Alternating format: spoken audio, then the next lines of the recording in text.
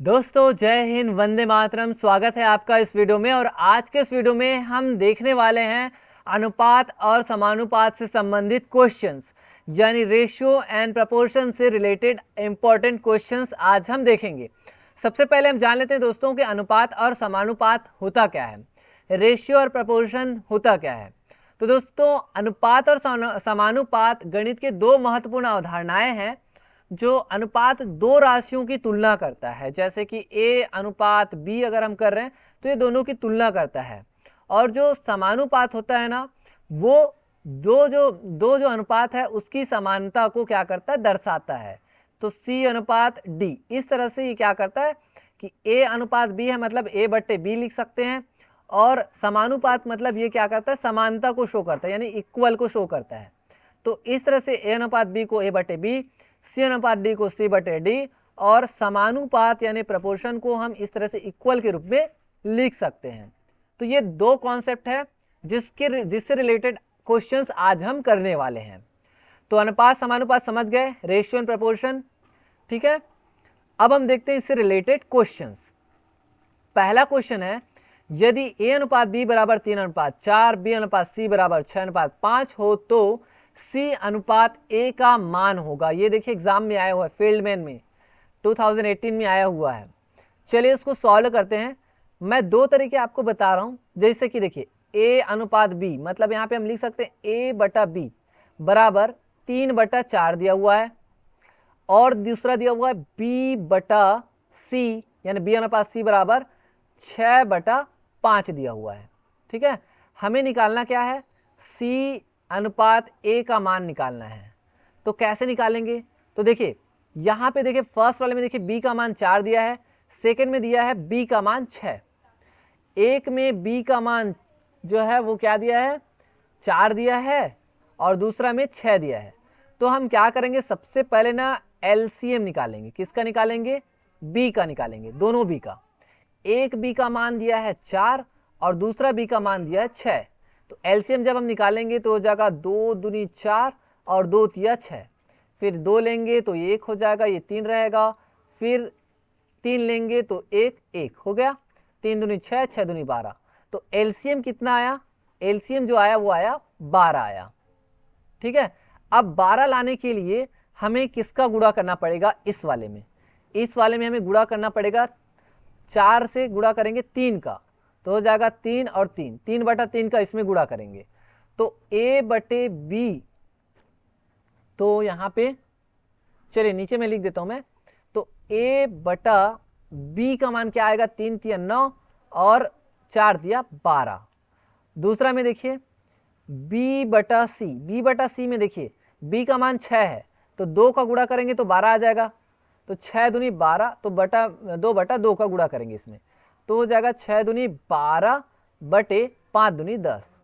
अब देखिए ए का मान कितना आया, 9 आया, बी का मान 12, इसमें भी 12 आ गया, और सी का मान कितना आया है, 10।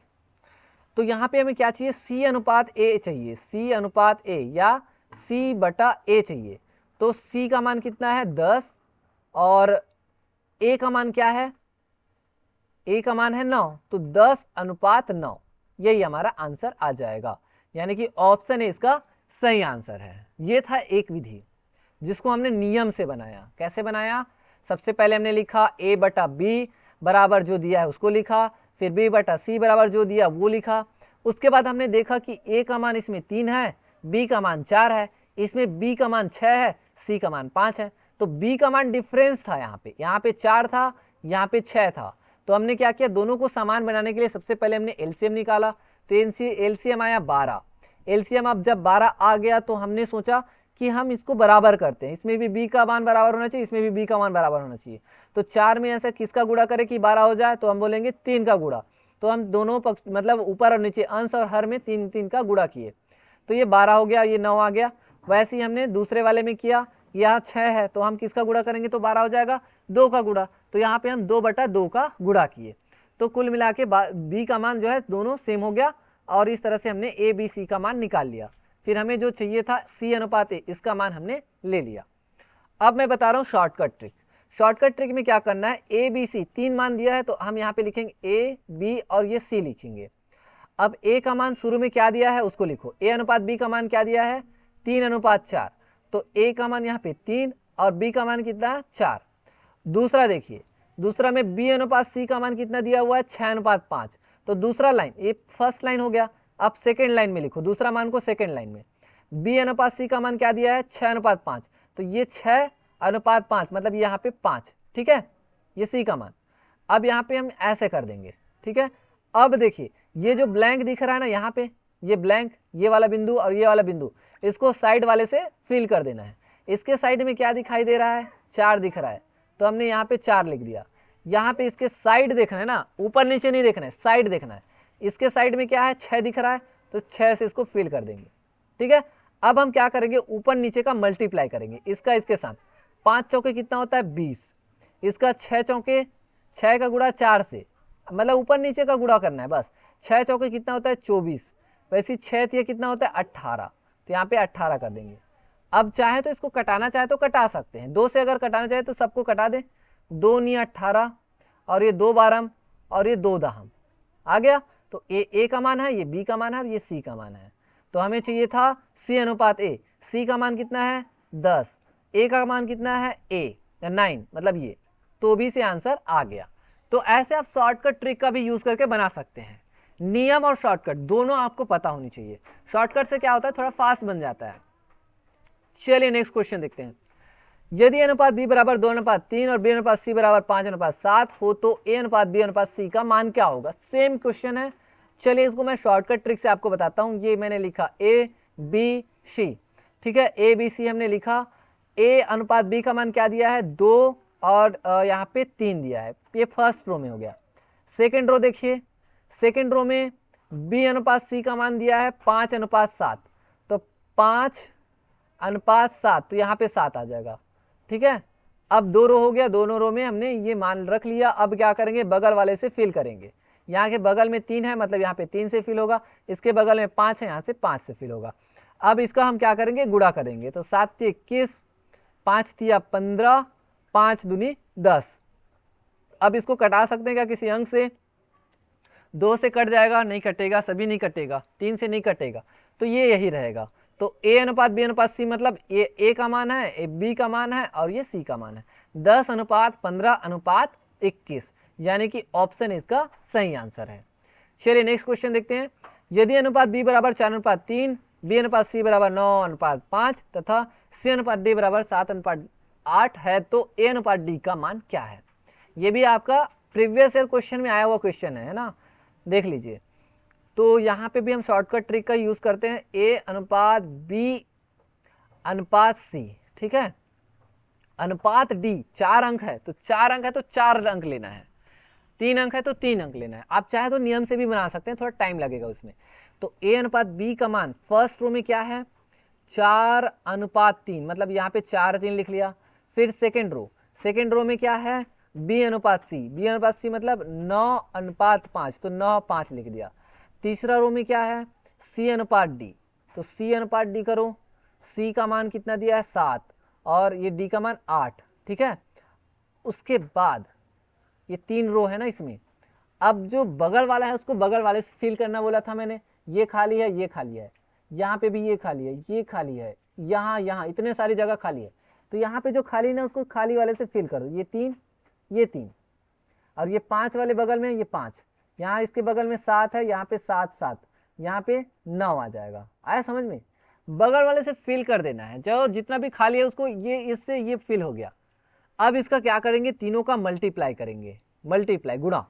तो 8×5 = 40 और 40 तिया कितना होता है 8×5 = 40 और 40 तिया 120, 4 तिया 12 होता है ना, तो ये 120 हो गया। वैसे ही 7×5 = 35 और 35 तिया, तो या फिर ऐसा कर सकते हैं ना 5 तिया 15, 15×7 105, तो यहाँ पे हो जाएगा 105।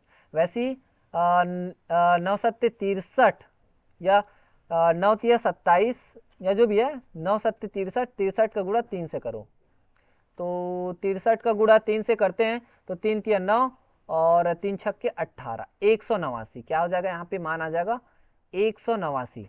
वैसे ये वाला गुणा करो 4 निया 36 और 36 सत्ते, 4 निया 36, 36 सत्ते, तो 7 छक्के 42 का 2 और हासिल 4, 7 21, 21 और 4 कितना हो जाएगा 25। तो यहाँ पे आ जाएगा कितना 252। ठीक है, अब इसको हमें क्या चाहिए, ए अनुपात डी चाहिए, ए अनुपात डी, ए का मान है और ये डी का मान है। चाहे तो हम 2 ही का मान निकाल सकते, इसका क्यों हम निकालते बैठे थे, है ना, 2 ही का मान चाहिए था हमें, तो हमें ये चाहिए।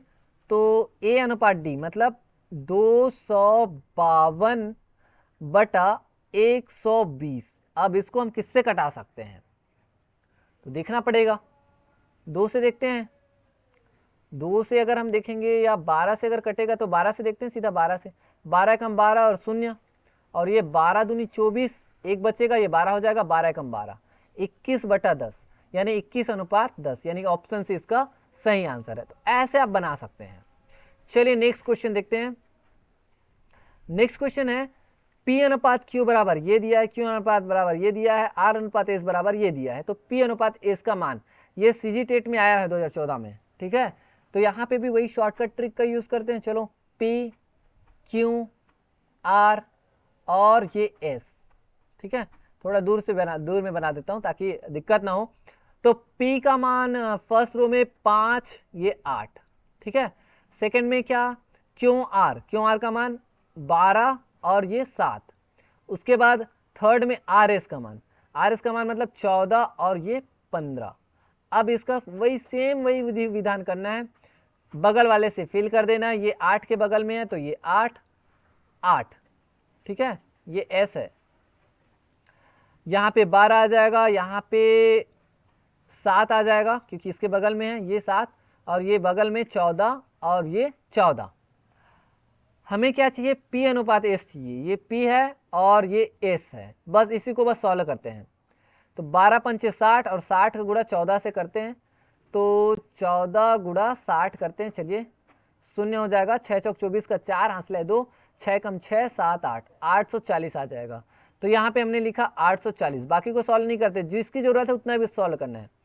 अब ये आया था 15 और ये 7 और ये 8, 8 सत्ते कितना होता है 8 सत्ते 7 8 होता है 56 गुणा 15, तो 15, ठीक है, 15 का गुणा करते हैं। 15 एकम 15, 15 30, 15 45, 15 चौक 60, 15 पंजे 75, 15 छक्के 90, हासिल है 9, 15 पंचे 75, 75 और 9 कितना हो जाएगा 84 हो जाएगा। तो ये हो जाएगा 800 कितना हो गया 40।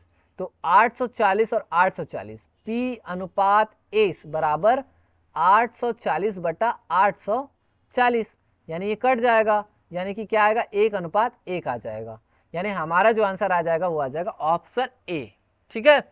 ऐसे ही आपको क्या करना है, सॉल्व करना है। चलिए नेक्स्ट क्वेश्चन देखते हैं। A अनुपात B बराबर C अनुपात D हो तो A square plus B square बटे C square plus D square का मान होगा। ये भी CG व्यापम में आया 2016 में। तो A अनुपात यानी कि A अनुपात B मतलब A बटे B बराबर C बटे D, ठीक है, बराबर के हमने क्या किया, माने हैं भाई, हमें इसका मान चाहिए A square plus B square बटे C square plus D square का मान। तो क्या आ सकता है, तो हमने क्या किया, इसको मान लिया K। तो A बराबर क्या आ जाएगा, A बराबर आ जाएगा B के आ जाएगा, और C बराबर क्या आ जाएगा D के आ जाएगा, और इसी वैल्यू को हम क्या करते हैं, इसमें रखते हैं, मान को रखते हैं बस।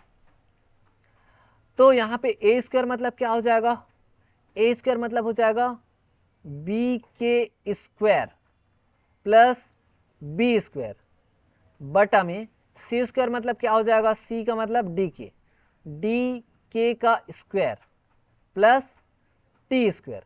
इसको अगर हम सॉल्व करेंगे तो क्या हो जाएगा, ये हो जाएगा B स्क्वायर के स्क्वायर प्लस B स्क्वायर बटे ये हो जाएगा D स्क्वायर के स्क्वायर प्लस D स्क्वायर। इसी को और आगे हम सॉल्व करते हैं, आगे और सॉल्व करेंगे तो हो जाएगा, देखिए यहाँ पे ना B कॉमन है ऊपर में, यहाँ पे D कॉमन है, तो हम ऊपर में क्या करेंगे, B स्क्वायर को ना क्या ले लेंगे, कॉमन ले लेंगे, तो बचेगा क्या, के स्क्वायर प्लस 1 बचेगा। वैसे ही अगर हम डी स्क्वायर को कॉमन लेंगे तो यहाँ पे के स्क्वायर बचेगा और यहाँ पे 1 बचेगा, तो यहाँ पे हो जाएगा के स्क्वायर प्लस 1। अब ये के स्क्वायर प्लस 1 और के स्क्वायर प्लस 1 कट जाएगा, बचेगा क्या, बी स्क्वायर बटे डी स्क्वायर। अब बी स्क्वायर बटे डी स्क्वायर तो ऑप्शन में दिया नहीं है, तो हम क्या करेंगे, जो बी डी है ना, इसको फिर से हम क्या करेंगे, ए के फॉर्म में चेंज करेंगे। तो b बराबर क्या हो जाएगा, b को हम ऐसा लिख सकते हैं, बी स्क्वायर को b गुणित b लिखेंगे, और डी स्क्वायर को ऐसा लिख सकते हैं d गुणा d, ताकि एक b को ना हम a के रूप में लिखेंगे और एक d को एक c के रूप में लिखेंगे। ठीक है, तो ऐसा अगर हम सॉल्व करेंगे तो एक को b को हम रहने देते हैं, और एक b का मान क्या आएगा, इस b का मान क्या आ जाएगा, उधर जाएगा k, तो k a बटे k हो जाएगा, तो गुणा में हो जाएगा a बटा k हो जाएगा। वैसे ही c वाले के साथ करेंगे तो एक d को हम एज इट इज रखते हैं, और दूसरा d का मान, ये जो d है, d का मान क्या आएगा, k को उधर पक्षांतर कर दो तो c बटा k आ जाएगा, तो यहाँ पे हम करेंगे c बटा k। अब देखिए, ये देखिए, ये बटा में k है, ये हो जाएगा, देखिए b गुणा a, ठीक है, बटा में है k, और ये जो बटा है, बटा ये वाला बटा, ये भाग के रूप में, इसको जब हम गुणा के रूप में करेंगे तो k ऊपर में आ जाएगा और ये जो बाकी है नीचे में आ जाएगा, d गुणा c, तो ये k और ये k कट जाएगा, बचेगा क्या, बचेगा ए बी बटे नीचे बचेगा सी डी, यानी कि ए बी बटा सी डी, क्योंकि k कट जाएगा, तो ए बी बटा सी डी, यानी ऑप्शन द इसका सही आंसर है। ऐसे आपको सॉल्व करना है, बहुत ईजी है, कुछ नहीं, बस एकदम नॉर्मल k मान के चले हैं, बस a बटे बी बराबर सी बटे डी बराबर k माना, फिर इसको इसमें वैल्यू को रखे हैं, फिर हमने जो है कॉमन लिया, ये कॉमन लिया, फिर ये कट गया, फिर स्क्वायर के रूप में आ गया, बी स्क्वायर बटे डी स्क्वायर। अब यहाँ पे ना कोई बी डी बस के रूप में नहीं है, सी डी भी लेना है, तो हमने क्या किया, एक बी को एज इट इज रखते हैं और दूसरा बी का मान ना फिर ए के रूप में फिर चेंज करते हैं।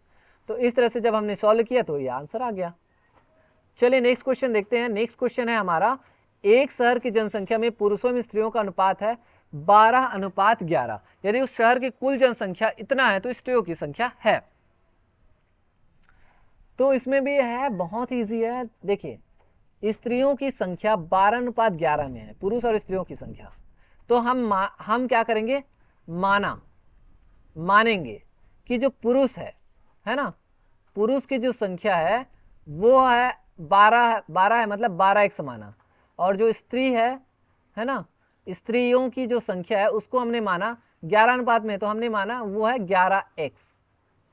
तो टोटल क्या हो जाएगा, तो टोटल जो है ना 12x प्लस 11x बराबर कितना है, जनसंख्या 4,60,000 है ना, ये हो जाएगा।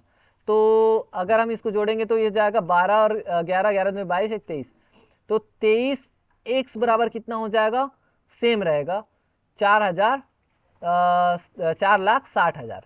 ठीक है, तो x का वैल्यू अगर हम निकालेंगे तो 23 उधर चला जाएगा, तो 4,60,000 से अब 23 को क्या कर देंगे हम कटा देंगे, तो 23 से कम 23, 23 दूनी क्या हो जाएगा 46। उसके बाद ये जितना भी शून्य है वो हो जाएगा 0 0 0 0।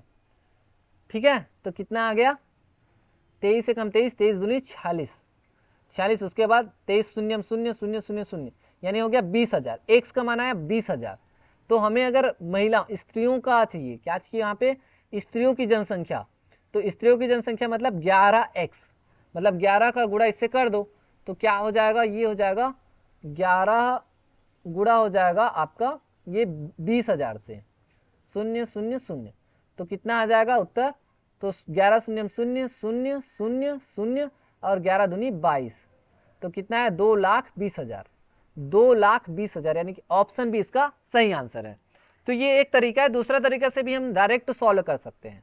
डायरेक्ट सॉल्व करेंगे ना तो देखिए टोटल कितना है 23 है, क्योंकि 11 और वो 12, तो हम क्या करेंगे, जैसे हम क्रय मूल्य विक्रय मूल्य निकालते थे ना वैसे ही, तो यहाँ पे देखिए डायरेक्ट अगर दूसरा विधि विधान से मैं बताऊं तो देखिए ऐसा हो जाएगा 4,60,000 का कितना, ये कितना है अभी फिलहाल, कितना है ये 23 है, टोटल कितना है 23, मैंने बताया ना 23 है, 11 और 12 कितना हो गया 23। 23 में से कितना हमें कितना चाहिए, स्त्रियों की संख्या चाहिए, स्त्रियों की संख्या मतलब 11। तो यहाँ पे हम क्या करेंगे 11 करेंगे, 23 में से 11। तो इसको भी अगर आप सॉल्व करोगे ना तो भी यही आपका आंसर आ जाएगा डायरेक्ट। ठीक है, डायरेक्ट समझ आया। ये टोटल जनसंख्या है, इसका 11 कितने में से 23 में से कितना है उसको नीचे में लिखना है, टोटल को नीचे, और कितना चाहिए उसको ऊपर में। वैसे अगर पुरुष की संख्या चाहिए तो ऊपर में 12 करेंगे तो आ जाएगा। ठीक है, तो ये दूसरा तरीका है। चलिए नेक्स्ट क्वेश्चन देखते हैं। ये लास्ट क्वेश्चन है। एक औरत के पास 10 रुपया, 50 रुपया और 100 रुपये मूल्य के नोट से कुल इतना रुपया है, 48 रुपये है। सभी मूल्यवान वर्ग की नोटों की संख्या समान है, तो कुल कितने नोट है, नोट को बताना है। तो मान के चलिए कि उस महिला के पास 10 रुपये का एक्स नोट है तो 10 एक्स हो गया, 50 रुपये का एक्स नोट है तो 50 एक्स हो गया, और 100 रुपये का कितना नोट है, एक्स नोट है, तो उसके पास 100 एक्स मतलब इतने नोट हो गए। तो टोटल जो नोट हो रहा है वो कितना हो रहा है, बोल रहा है कितना रुपया बन रहा है उसका, वो बन रहा है 4800 रुपया। ये भी सीजी व्यापक में आया है ना। यहाँ पे सभी मूल्य के वर्ग की नोटों की संख्या समान है, तो कुल नोट कितने हैं, कुल नोट को हमें निकालना है। ठीक है, यानी कि x plus x plus x, मतलब हमें चाहिए 3x का मान चाहिए। तो सबसे पहले हम x का मान निकालते हैं। तो इसको हम जोड़ेंगे तो हो जाएगा 50, 100 और 10, ये हो जाएगा 160x बराबर हो जाएगा 4800, है ना। तो x का मान क्या आ जाएगा, तो x का मान आ जाएगा 4800 बटा 160। अब इसको कटा देते हैं, एक शून्य एक शून्य, 16 दूनी 32, 16 तिया 48, तो ये हो जाएगा 30। तो x का मान कितना आया 30, और x कितने नोट है, देखो ये 10x, 10 के नोट, फिर 50 के नोट और 100 के नोट, तो 3x नोट चाहिए हमें। तो 3x नोट मतलब 3 गुणा 30, मतलब कितने नोट चाहिए, 3 तिया 9, 90 नोट चाहिए हमें। 30 नोट हमें किसके चाहिए, 30 नोट हमें 10 के नोट चाहिए, 30 नोट हमें 50 के नोट चाहिए, और 30 नोट हमें 100 के नोट चाहिए, तब जाकर के कुल 48 रुपये हो जाएगा। तो हमारा जो आंसर आया वो कौन सा आया, ऑप्शन बी, 90 नोट। ठीक है, तो इस तरह से दोस्तों आज हमने अनुपात और समानुपात के इंपॉर्टेंट क्वेश्चंस देख लिए हैं, और हमने ये भी जाना कि हम कैसे क्वेश्चन को एकदम रूल बाय रूल भी कैसे सॉल्व कर सकते हैं, साथ ही साथ हम क्वेश्चन को कैसे एकदम शॉर्ट फॉर्म का यूज करके भी बना सकते हैं। तो आई होप कि आपको आज के जो वीडियो लेक्चर है काफी अच्छे से पसंद आया होगा। मिलेंगे दोस्तों नेक्स्ट वीडियो लेक्चर में, तब तक के लिए धन्यवाद।